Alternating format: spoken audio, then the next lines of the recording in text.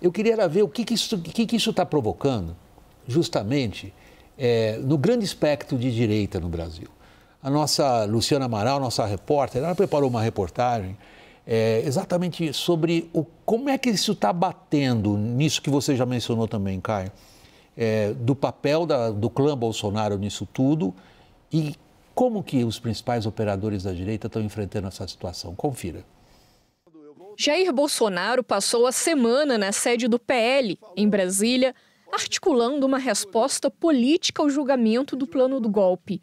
Às vésperas de uma decisão, até deputados bolsonaristas no Congresso Nacional já avaliam, sob reserva, que uma condenação é certa. Nesta quinta-feira, o relator do caso, ministro Alexandre de Moraes, descartou a prisão preventiva do político por descumprimento de medidas cautelares. Ainda assim, reconheceu que se Bolsonaro voltar a driblar as restrições, será preso. Logo depois do despacho, Bolsonaro foi visto chorando num culto na capital federal.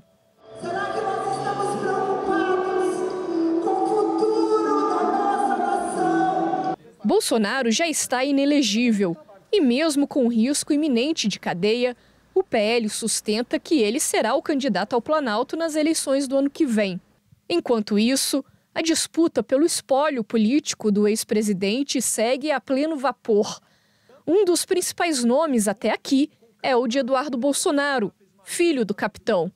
Mas ele tem registrado resistência entre políticos de direita, amargando um isolamento forçado entre aliados.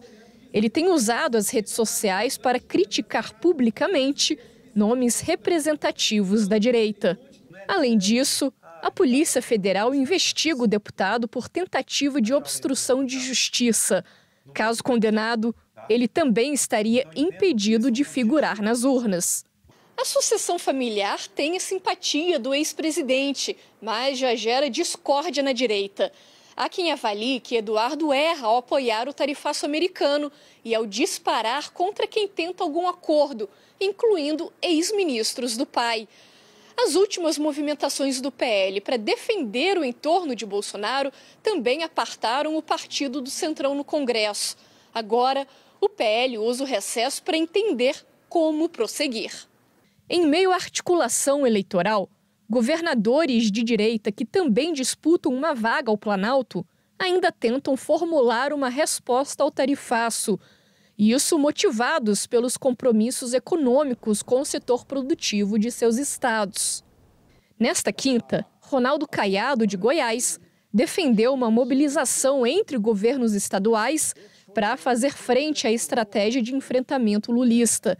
A posição é próxima do mineiro Romeu Zema, que também falou à CNN. Se os governadores puderem somar, contribuir, nós estamos à disposição. Sérgio, agora nós estamos diante de um problema amplo aqui no Brasil, que existe um sentido e uma direção na marcha do grande espectro de centro-direita, ele está se fragmentando, você percebe eventualmente evidências de que, ao contrário, que as primeiras reações que foram díspares, para dizer, estou sendo elegante, né? Algumas foram díspares, outras foram completamente cretinas, quando ele apresentou o tarifaço, o Trump. Elas convergem para alguma ordem? Me parece que é uma disputa por espaço, né, William? Quando o Eduardo Bolsonaro começou a criticar o Tarcísio, né, nós fomos medir nas redes de onde vinham os ataques principais, né, a partir dessa fala do Eduardo, e nós observamos que dos ataques ao Tarcísio, 62% vinham da própria direita. Né? O curioso é que o Tarcísio, nesse ambiente de ataque que vinha da direita e também da esquerda, né, um percentual menor de 38%, ele ainda teve 38% também de menções positivas, ou seja, mostra o que eu falei, uma consolidação do centro. Porque o que me parece é que nem esquerda nem direita estão querendo resolver o problema, né? Elas estão querendo ver quem vai levar a culpa pelo problema. Porque o governo ele começou a campanha quando o Congresso reprovou o IOF e ele partiu para cima do Congresso com vídeos contra o Hugo Mota, feitos por inteligência artificial. Então, ali se estabeleceu o início da campanha, eu considero que o marco do início foi ali. Depois veio o Trump, então está todo mundo fazendo cálculo político. Curiosamente, a direita ela insiste num tema que é esse tema da anistia, E se nós observarmos, por exemplo, nas redes, a questão da manifestação que está sendo convocada para o dia 3 de agosto, ela não está ainda no imaginário das pessoas. Ela está sendo convocada por um grupo, pela bolha bolsonarista, mas ela não entrou como acontecia anteriormente, com outras manifestações, nós acompanhamos todas, inclusive durante o governo Bolsonaro, que havia uma efusividade em torno daquilo, muita gente falando em torno daquilo. Agora não, são os líderes políticos que falam, depois aquilo fica muito morno, né? Então, eu acho que o Brasil está entrando num jogo de xadrez muito complicado. Me parece que as pessoas estão achando que isso tudo é conversa de rede social, que o Trump está blefando, enfim... O Trump está negociando, o Brasil precisa levar isso a sério, entender qual é essa negociação, entender que tem muita gente que pode perder o emprego. Aliás, setores de exportação já estão parados, né? As encomendas já estão suspensas, e esse problema muito grave está sendo levado como um problema de campanha política, né? Então é muito grave a gente ver o Brasil nessa situação, onde dois lados importantes, né, esquerda e direita, estão aí disputando narrativa, sem querer resolver o problema. E parece que querem, inclusive, aprofundar o problema, achando que vão se beneficiar desse problema, né? William, quero só fazer uma intervenção aqui, que é assim, né, essa identidade do causador do problema. Hoje o vice-presidente disse assim, nós não causamos o problema, mas nós queremos solucioná-lo. Esse parece ser o mote que eles vão usar para dizer a culpa não é nossa. Mas, historicamente, quando o problema chega e quem tem o mandato para resolver não resolveu, essa responsabilidade vai cair sobre o governo. Nós estamos falando de milhares e milhões de pessoas que trabalham em função desse mercado, né? E quantas outras sanções podem vir que colocam o Brasil no que você chamou de uma vala própria e não mais numa vala comum daqueles que estão brigando com os Estados Unidos. O buraco no qual nós estamos hoje é maior que o buraco que os outros países estão. Exato, mas eu só quero deixar marcado aqui que a responsabilidade vai ser cobrada de quem tem, nós estamos falando aqui de assim também, que quem tem o mandato para resolver é o governo. Daniel está pedindo. Vai ser cobrada, tem que ser cobrada mesmo. Donald Trump já falou com quase 40 líderes do mundo todo, desde que assumiu, inclusive com líderes da esquerda, já falou com Gustavo Petro, já falou com Cláudia Sheinbaum, já falou com outras lideranças de esquerda, não falou com Lula. O Marco Rubio não falou até agora com o chanceler, com o Mauro Vieira, em 6 meses de mandato. Agora, a gente também tem que ponderar aqui que essa situação, de fato, foi muito causada e muito estimulada pela família Bolsonaro, por Eduardo Bolsonaro e por Paulo Figueiredo. O governo não criou esses canais, precisa ser cobrado por isso, é um baita erro. Agora, nas 2 entrevistas hoje aqui na CNN, de 2 presidenciáveis que tentam capturar esse campo da direita, Ronaldo Caiado e Romeu Zema, eles foram questionados sobre a atuação de Eduardo Bolsonaro e se recusaram a condenar a atitude de Eduardo Bolsonaro. E sempre voltaram o foco para quem desfilou na rua, saiu na rua com a saia um pouquinho curta, que foi o governo, né? Então, também é preciso ponderar que a falta de críticas da centro-direita à direita dura também precisa ser notada. Bom, sugerem as 2 entrevistas que você mencionou, e numa delas, um dos governadores, o Caiado, propõe uma espécie de entendimento de governadores e se queixa que são os governadores ligados ao governo que não querem participar desse entendimento. Por que participariam? Se isso aí é claramente uma articulação em nome da oposição de direita. Mas, na maneira como o Caiado e Zema se colocam diante dessa pergunta, a gente só pode deduzir que eles consideram prejudicial às chances eleitorais deles hostilizar de qualquer forma o que eles enxergam como o decisivo curral de votos do bolsonarismo. Sim, e nesse sentido, se a gente acusa o governo Lula e o presidente Lula de estarem fazendo o que estão de fato fazendo, que é olhando mais a política doméstica em 2026 do que uma tentativa de resolução, a centro-direita e a direita brasileira estão fazendo exatamente a mesma coisa. Porque se os presidenciáveis são incapazes de acusar o Eduardo Bolsonaro pelo que ele de fato fez, que é uma operação pró-tarifaço pela anistia do pai no Supremo, então está todo mundo olhando muito mais para dentro do que para fora. Agora, Sérgio, ok, a gente aqui é todo mundo absolutamente à vontade de tecer qualquer observação que pareça apropriada em relação ao comportamento desse ou daquele agente político. Eu queria voltar a um ponto. De que maneira se pode pensar numa convergência de centro-direita em função do tarifaço. A minha sensação, e eu faço da minha sensação a parte declaratória da pergunta, é a seguinte: não parece haver ninguém capaz de dar um sentido e direção num momento crítico, como você mesmo disse, no qual o país enfrenta uma enorme dificuldade e os diversos grupos políticos são mais preocupados em ganhar ali mais um pedacinho. Eu acho que a resposta está com o Trump, né? A gente vai ter que esperar. Me parece que todos os tarifaços que ele impôs com vistas à negociação, em nenhum momento ele não negociou, com nenhum país ele deixou de negociar, então acredito que em algum momento isso vai começar, essa conversa vai ter que ser feita, e eu acredito que assim nós teremos aí uma luz no fim do túnel, né? Para entender qual é o posicionamento do Brasil em relação a isso. Paralelamente, a gente tem visto outras questões acontecendo, como o acordo do Mercosul com a União Europeia sendo apressado, enfim, algumas saídas que são apontadas que não são, obviamente, tão relevantes quanto o comércio internacional do Brasil com os Estados Unidos, mas em termos políticos eu acho que é muito difícil também haver essa convergência, mas me parece que está todo mundo em compasso de espera também, para ver quais vão ser os próximos passos, né? Me parece que se o Trump realmente abrir a negociação como ele tem feito com outros países, mesmo que sejam em condições mais complexas, né? Esses grupos vão se reposicionar. Então, acho que está todo mundo assim meio em banho-maria esperando isso para poder tomar posições mais incisivas, mais contundentes em relação ao que pode acontecer com o Brasil. Mas a verdade é que a ameaça chegou, né? Está prestes a ser colocada em prática e realmente os cálculos políticos estão se sobressaindo. Tem um ponto. Você ia falar alguma coisa, Thaís? Não. Eu queria falar dessa história assim, do Eduardo Bolsonaro ser o único falando lá pelo Brasil, contra o Brasil. Mas é ele que está lá em Washington falando contra o Brasil, que é outra cobrança que os empresários fazem, que e aí tem uma ligação direta com a identidade do Alckmin, que ele é o vice-presidente da República.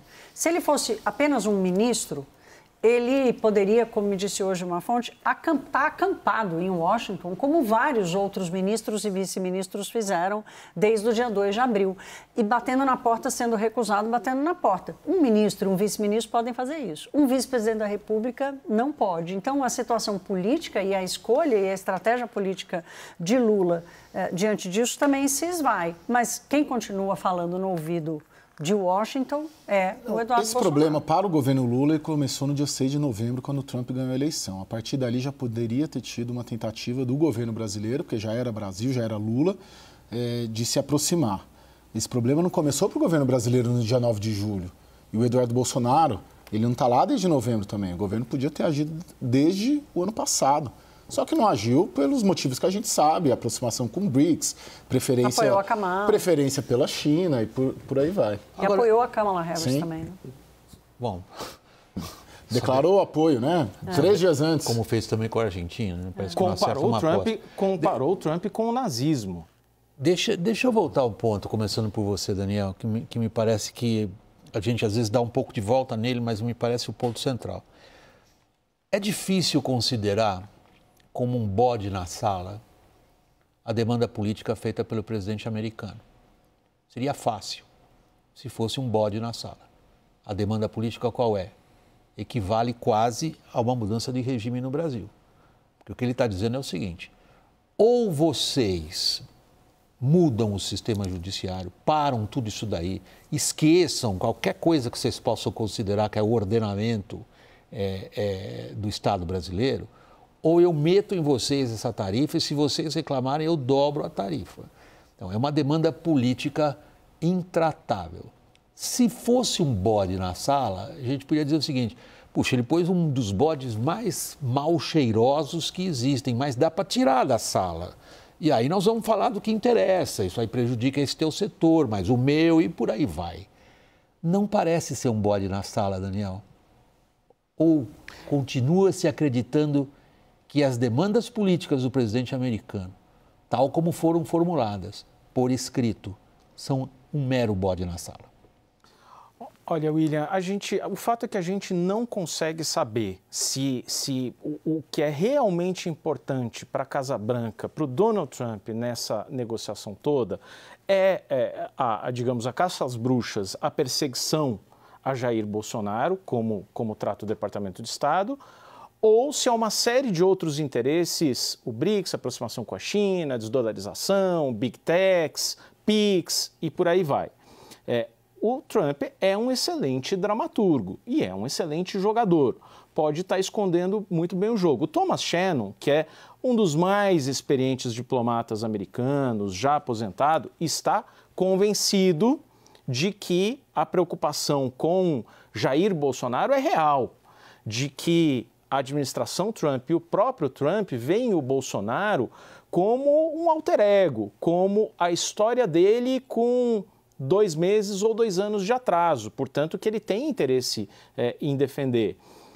De fato, a gente não consegue saber o que é exatamente, mas me parece que as pistas estão dadas aí, né? Quer dizer, agora, só um ponto é que nessa história toda, William, acho que só para arrematar, me vem um pensamento aqui, se os Estados Unidos, ou pelo menos a Casa Branca neste momento, não estão vendo o Brasil de fato como vem uma república na América Central, como até o México, que tem uma dependência maior do comércio com os Estados Unidos, como a Colômbia, e achando que realmente uma pressão, inclusive no sistema judicial, pode fazer efeito, coisa que é incabível para o Brasil, mas que os Estados Unidos aprenderam, é a forma como os Estados Unidos aprenderam a tratar a América Latina, afinal de contas. Agora, Thaís, se alastra, eu acho que esse é o verbo correto mesmo, como a gente descreve um incêndio, se alastra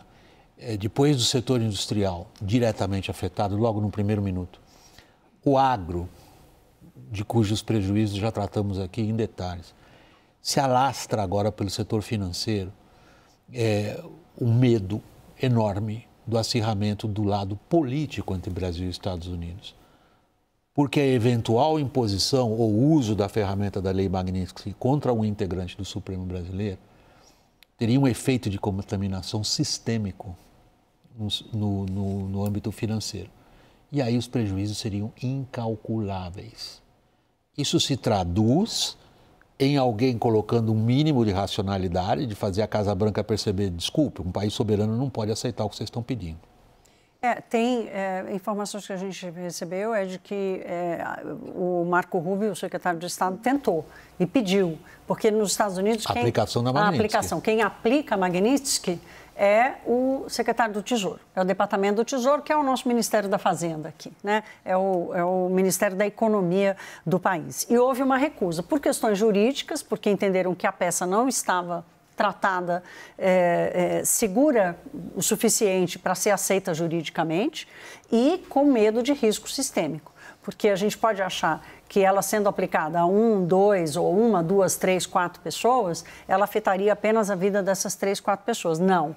Ela afetaria também a operação de todas as relações financeiras que essas pessoas têm, mesmo que seja com instituições financeiras nacionais, mas que estão interligadas em todos os sistemas internacionais. Então, seria uma aposta e um risco gigante expor o sistema financeiro a esse risco por uma rinha pessoal, por uma rinha política. Então, pelo menos até agora, o Scott Bessent, que é talvez hoje o homem mais forte do governo depois de Donald Trump, que é o secretário do Tesouro, por mais que tenha sido colocado um freio por uma leitura de insuficiência jurídica, de força jurídica para a imposição da lei de Magnitsky, ainda assim, a preocupação com o risco sistêmico no sistema financeiro foi colocada em diálogo agora, também, em debate também. Segue um padrão, né? Esse tweet de hoje, as punições, o visto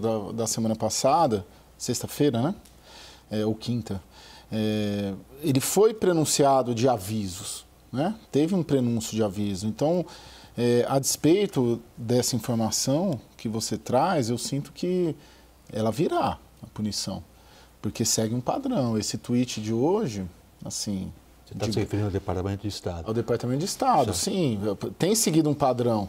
O Marco Rubio avisou lá atrás, há 2 meses, que estava em curso.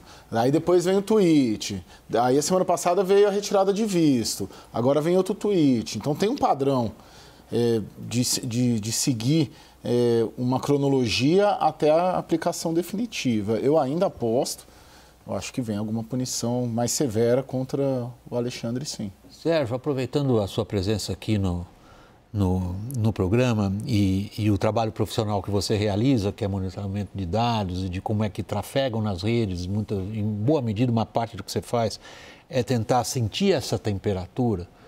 Você sente, na sua observação do tráfico político nas redes, a consciência do tamanho da crise na qual nós estamos entrando? Não sinto não, William. Eu acho que a coisa está muito acalorada dentro daquele ambiente de polarização, meio distópico, né?